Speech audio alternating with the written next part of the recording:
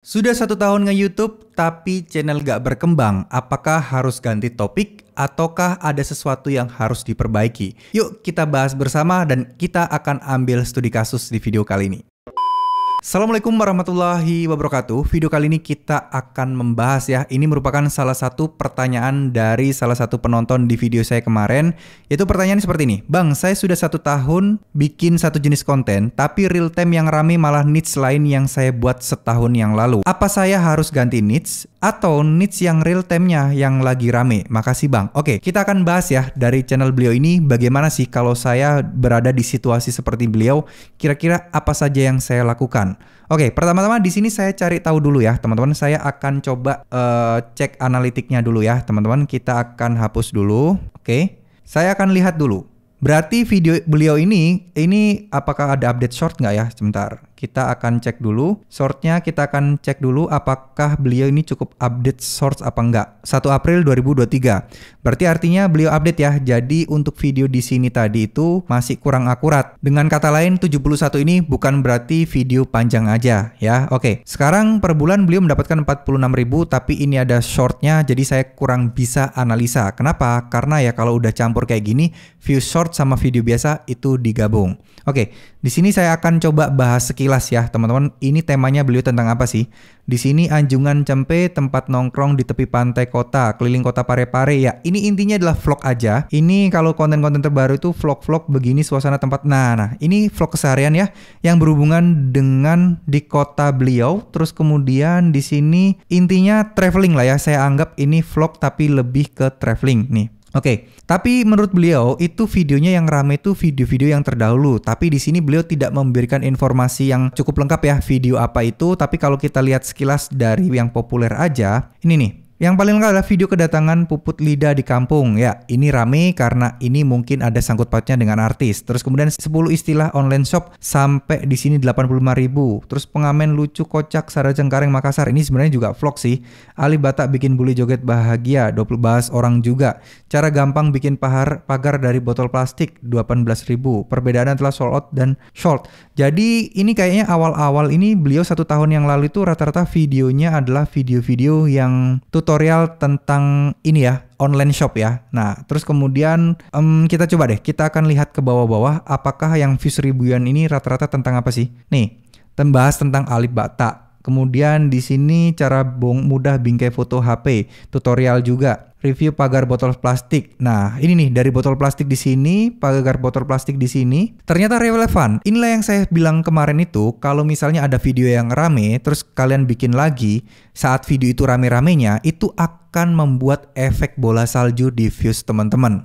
Ya, sehingga apa? Misalnya kayak gini nih. Sekarang saya lagi rame tentang pagar ini nih, tentang cara bikin pagar plastik ya. Terus lagi rame-ramenya nih di 48 real time itu lagi rame-ramenya. Terus teman-teman bikin lagi nih review pagar hasil botolnya, pasti ikutan rame juga. Kenapa? Karena orang-orang yang menonton ini kan kata kuncinya udah dapet, udah kena. Terus kalian bikin seperti ini, maka akan otomatis para penonton kalian yang didapatkan dari sini akan direkomendasikan di sini. Nah, kuncinya adalah segimana mungkin teman-teman itu bisa membuat thumbnail yang benar-benar jelas, yang menggambarkan yang ada hubungannya dengan video yang di sini. Sehingga ketika muncul di berandanya orang yang pernah nonton ini, maka akan juga ikutan nonton seperti ini, ya. Nih, Alif Bata ini juga rame juga ya, karena di sini pernah membahas Alif Bata juga. Nih 20.000, terus beliau kemudian membahas Alif Bata juga, rame juga. Nah, ini kontennya jadi semacam kayak campur-campur. Oke, konten campur-campur seperti ini, karena ini memang kategorinya vlog dari beliau ya. Itu bukan berarti ini nggak bisa berkembang, bisa. Tapi personal branding beliau harus kuat. Personal yang dilakukan beliau ini harus benar-benar membuat orang itu mau menonton videonya itu bukan karena isi videonya, tapi karena apa yang beliau lakukan. Nah, itu berarti personal brandingnya udah kuat. Jadi boleh mau konten campur-campur, kalau personal brandingnya kuat tetap akan ditonton. Contoh simpelnya seperti ini, kalian suka dengan YouTuber tertentu, misal si A, kontennya mungkin tentang tutorial memancing, ya kalian suka karakternya. Ketika dia bikin channel baru tentang memasak, atau channel baru itu tentang ngevlog, saya yakin pasti orang-orang bakal nonton videonya yang tentang ngevlog, karena sudah kenal personal brandingnya. Ya, untuk di vlog itu yang paling penting memang personal branding ya, karena yang dijual adalah karakternya. Oke, lanjut. Kita akan cek video-video terbaru beliau ya. Video-video terbaru beliau ini lebih kepada review-review kota dan lain sebagainya. Nih, di sini apa yang membuat beliau ini viewsnya mulai sedikit dan kurang diminati, karena ya saya juga nggak tahu analitisnya kayak gimana hasilnya. Ini subscriber terbanyak ini didapatkan dari mana sih? Nah, itu harus diketahui dulu ya. Penting banget kalau memang beliau ini ragu pengen ganti niche atau gimana, itu harus dicek di analitik. Simpelnya caranya seperti ini. Teman-teman bisa cek di bagian subscriber ya, diklik aja di halaman analitik, teman-teman lihat lainnya di sini. Nah, di sini nanti teman-teman akan cari tahu. Ini kalau bisa lifetime aja sepanjang waktu. Subscriber terbanyak itu didapatkan dari konten yang mana? Nah, ini yang menentukan. Kalau misal dari Bang Imyen Damai ini, itu subscribernya misal 10.000 sendiri nih, dari konten-konten yang misal berhubungan dengan Alibata, kayak gini-gini. Nah, kayak gini nih ya. Misal penyumbang terbanyaknya adalah subscriber dari situ, misal ini 1000 sendiri dari konten Alibata misal ya.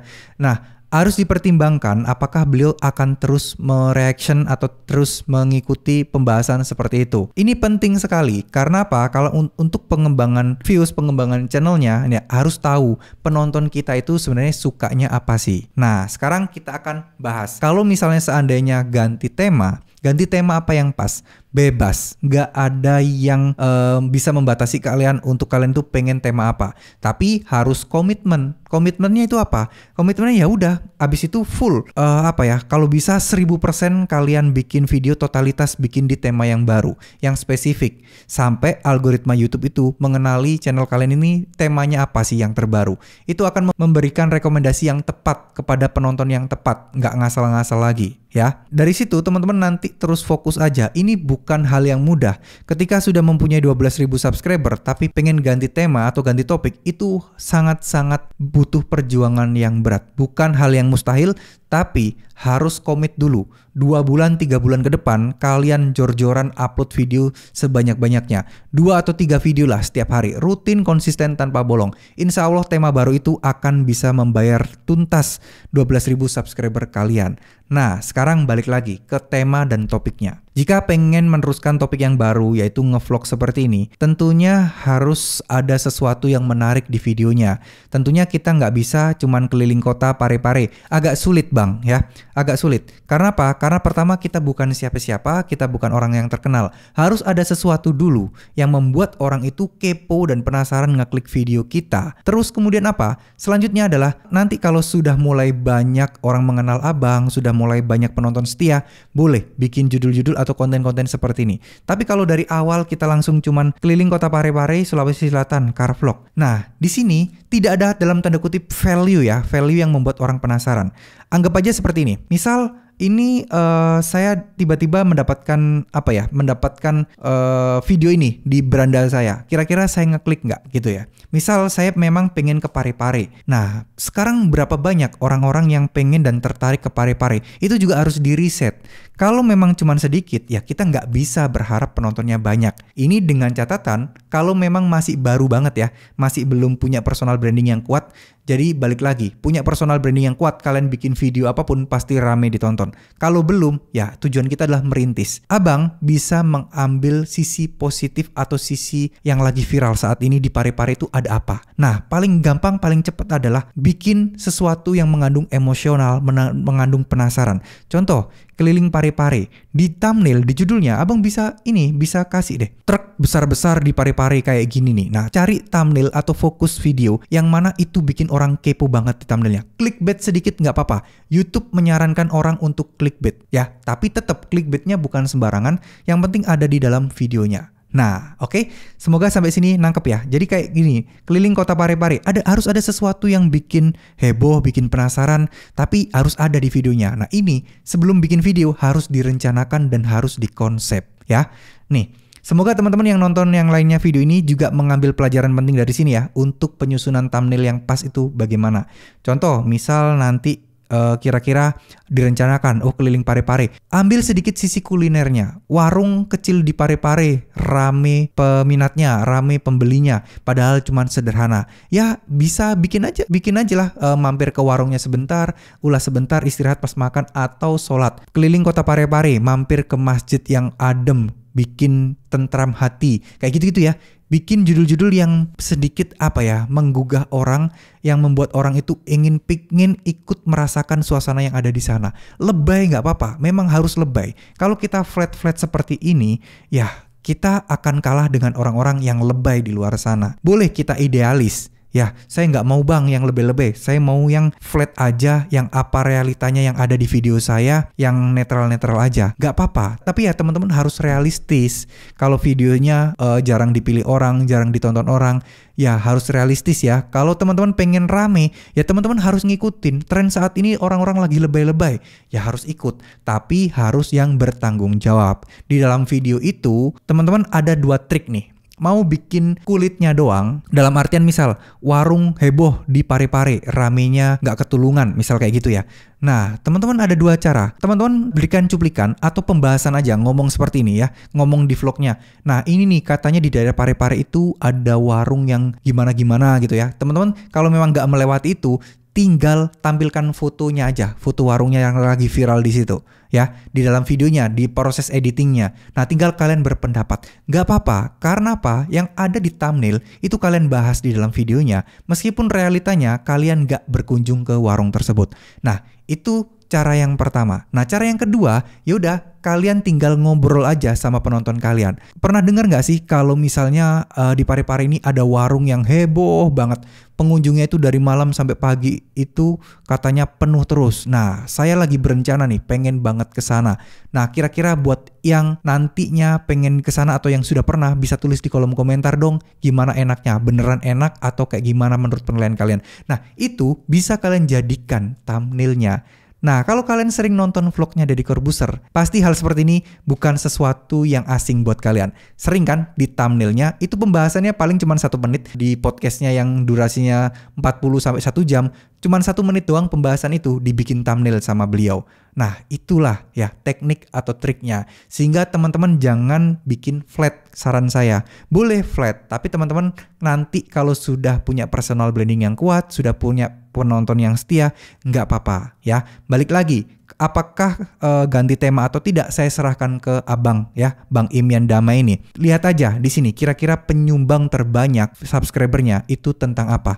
Ya udah, fokuskan, pertimbangkan apakah nanti abang mau bikin dengan tema yang serupa, akan melanjutkannya atau tidak. Nah, itu terserah abang, silahkan ya. Jadi untuk masalah bikin thumbnail yang saya bicarakan tadi, untuk masalah bikin judul yang menarik, itu memang nggak bisa instan ya. Itu perlu latihan, perlu proses. Biasanya nanti insting yang akan melatihnya ya. Ketika teman-teman mencoba, nanti bakal dapat sepi, video sepi, dapat rame, terus kemudian sepi lagi, rame lagi. Nanti ketika ada video yang sudah rame ini, teman-teman baru punya data. Oh, ternyata ketika style saya membuat thumbnail seperti ini, dengan judul seperti ini, dengan thumbnail seperti ini, itu ternyata lebih rame loh dibandingkan style atau gaya thumbnail saya yang lainnya. Nah, tinggal diulangin lagi. Coba bikin terus-menerus mirip-mirip yang seperti itu konsepnya. Kalau rame, nah berarti kalian sudah menemukan tuh winning konten kalian, winning thumbnail kalian. Nah, itu yang harus explore lebih jauh lagi. Jadi kesimpulan di sini yang bisa kita ambil adalah, pertama sebelum membuat video harus kita konsep dulu. Kira-kira apa nih yang kita highlight, apa yang kita utamakan, apa yang kira-kira nanti bakal bikin penonton penasaran itu apa ya. Ini untuk konten-konten vlog-vlog seperti ini atau keseharian ya. Beda untuk konten tutorial. Kalau konten tutorial kan paling ya resultnya, hasilnya apa ya. Tapi ini kan menjurus ke konten vlog. Jadi ya mau nggak mau harus seperti itu. Apakah SEO pengaruh di sini? Pengaruh banget untuk awal-awal ya. Jadi untuk kota Parepare, kuliner Parepare itu harus ada di thumbnail ya. Misal kalian ada unsur kuliner, harus wisata kuliner, wisata Parepare, ngevlog Parepare dan lain sebagainya. Intinya kira-kira apa sih yang membuat orang itu mau menonton video kalian ya. Kalau cuma vlog sekedar kayak gini, ini harus perlu kayak personal branding yang kuat, storytelling yang bagus. Kalau memang kita masih pemula, awam-awam, untuk vlog gini, sabar aja dulu. Memang prosesnya panjang, sampai kalian benar-benar bisa menemukan penonton setia kalian. Ingat ya, penonton setia itu nggak bisa kita dapatkan dari sub for sub loh. Penonton setia itu hanya bisa kita dapatkan dari orang yang memang benar-benar menyukai konten kita secara tulus dan secara ikhlas. Terima kasih, semoga video ini bisa bermanfaat ya. Semoga nanti kedepannya saya bisa membahas atau mereview channel-channel dari teman-teman yang bertanya di channel ini, sehingga mendapatkan masukan dan cara pandang saya serta sudut pandang saya gimana sih caranya ketika saya dihadapkan dengan channel seperti ini, apa yang harus saya perbaiki terlebih dahulu. Nah, semoga teman-teman bisa mengambil hikmah dari video kali ini. Terima kasih. Wassalamualaikum warahmatullahi wabarakatuh.